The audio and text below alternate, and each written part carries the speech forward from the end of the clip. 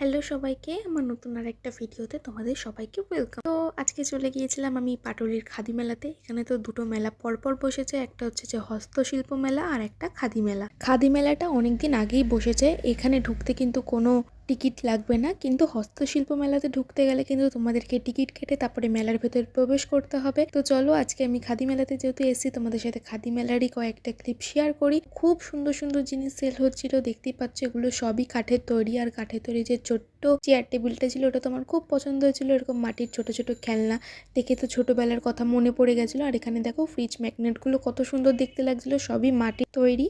আর এখানে ঝুড়ি বানানো হচ্ছিল ছোট ছোট, আর বাঁশ দিয়ে ফুল ফুল রাখার সাজি সবকিছু এখানে বাঁশ দিয়েই তৈরি করা হচ্ছিল। দেখতে তো খুবই ভালো লাগছিল। তো তারপর নিয়েছিলাম গরম গরম চা, আর সাথে নিয়েছিলাম একটা কর্ন। সুইট কর্নটা খেতে বেশ ভালো ছিল, আর দাম ছিল মাত্র 30 টাকা। আমার এই ছোট ছোট ভিডিওগুলো ভালো লেগে থাকলে অবশ্যই লাইক কমেন্ট শেয়ার করে দিয়ে পাশে থাকবে, সাবস্ক্রাইব করতে কিন্তু ভুলবে না। তারপর খেয়ে নিয়েছিলাম পান। এই একটাই মাত্র পানের দোকান কিন্তু খাদি মেলায় বসেছিল, আর অনেক ভিড় ছিল, তাই ভাবলাম যে ট্রাই করি। আমি কোনোদিন ফায়ার পান খাইনি, তো দেখে তো একটু ভয় লেগে গেছিল যে কিছু হবে না।